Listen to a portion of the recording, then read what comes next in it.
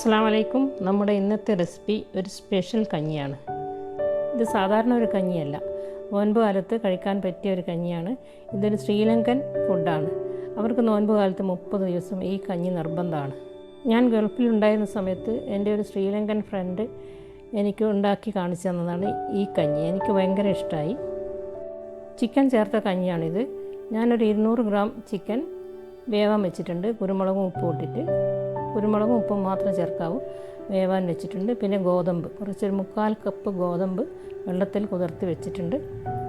ഇത് വേവിക്കണം. പിന്നെ ബസ്മതി റൈസ് 1/4 കപ്പ്. ബസ്മതി റൈസും ഗോതമ്പും കൂടി ഒരു 1.5 കപ്പ് ഉണ്ടാവും. അപ്പോൾ അരി ഞാൻ വേവാൻ വെച്ചിട്ടുണ്ട്. അരി വേറെ വേവിക്കണം. അതായത് ഗോതമ്പിന് വേവ് കൂടുതലാണല്ലോ, അപ്പോൾ അരി വേറെ ഗോതമ്പ് വേറെ വേവിക്കണം. ഞാൻ ഗോതമ്പ് വേവിക്കാൻ വെച്ചിട്ടുണ്ട്.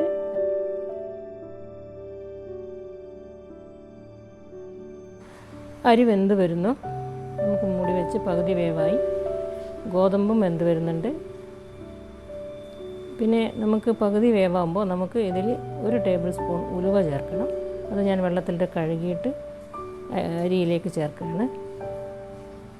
പിന്നെ 1 ടേബിൾ സ്പൂൺ വെളുത്തുള്ളി ചെറുതായി മുറിച്ചത് ചേർക്കണം. നന്നായി ഇളക്കി വെളുത്തുള്ളി ചേർക്കാം. ചെറുതായി മുറിച്ച വെളുത്തുള്ളി 1 ടേബിൾ സ്പൂൺ. 1/4 കപ്പ് അരി, 1/4 കപ്പ് ഗോതമ്പ്, ഒരു 200 ഗ്രാം ചിക്കൻ, 1 ടേബിൾ സ്പൂൺ ഉലുവ, 1 ടേബിൾ സ്പൂൺ വെളുത്തുള്ളി.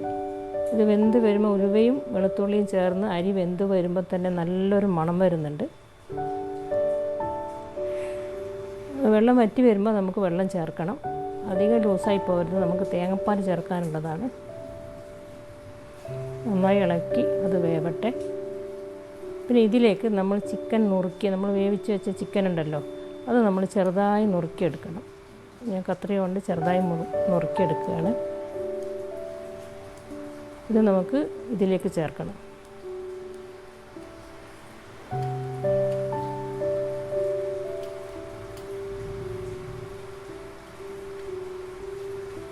പൊടിയായി അരിയണം.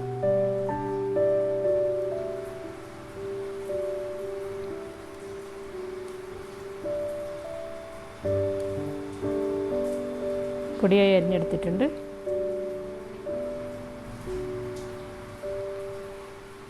അരിയും ഉലുവയും എല്ലാം കൂടി വെന്ത് കഴിഞ്ഞിട്ടുണ്ട്. ഗോതമ്പും കൂടി വെന്ത് കഴിഞ്ഞാൽ നമുക്ക് ഗോതമ്പും അരിയും ഒരുമിച്ച് ചേർക്കാം. ഗോതമ്പും വെന്ത് കഴിഞ്ഞു, നമുക്കിതിലേക്ക് ചേർക്കാം.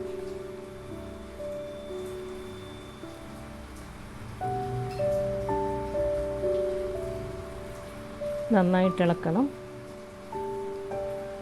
ആവശ്യത്തിന് ഉപ്പ് ചേർത്തിട്ടുണ്ട്. ഉപ്പ് നോക്കിയിട്ട് വേണം ചേർക്കാൻ. നമ്മുടെ ചിക്കനിൽ ഉപ്പ് ചേർത്താണല്ലോ. നമുക്ക് ചിക്കൻ ചേർക്കാം. ചിക്കൻ സ്റ്റോക്ക് മാറ്റി വെച്ചിട്ടുണ്ട് കേട്ടോ, അതും കൂടെ ഇതിൽ ചേർക്കണം. വേവിച്ച വെള്ളം, ചിക്കൻ വേവിച്ച വെള്ളം.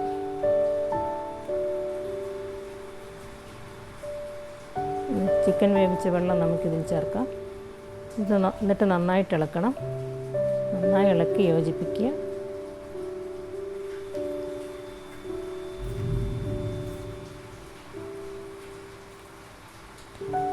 ഇതിലേക്ക് നമുക്ക് തേങ്ങാപ്പാലും കൂടി ചേർക്കണം. അത് കഴിഞ്ഞിട്ട് കുറച്ച് കുരുമുളക് പൊടിയും ചേർക്കണം. നല്ല കട്ടിയായ തേങ്ങാപ്പാൽ 1 കപ്പ് ചേർക്കണം. തേങ്ങാപ്പാൽ ചേർത്തു.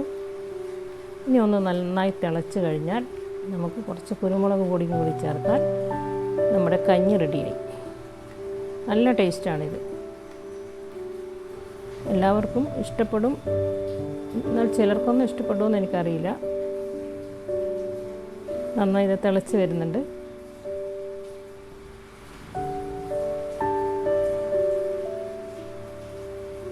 നന്നായി ഇളക്കുക.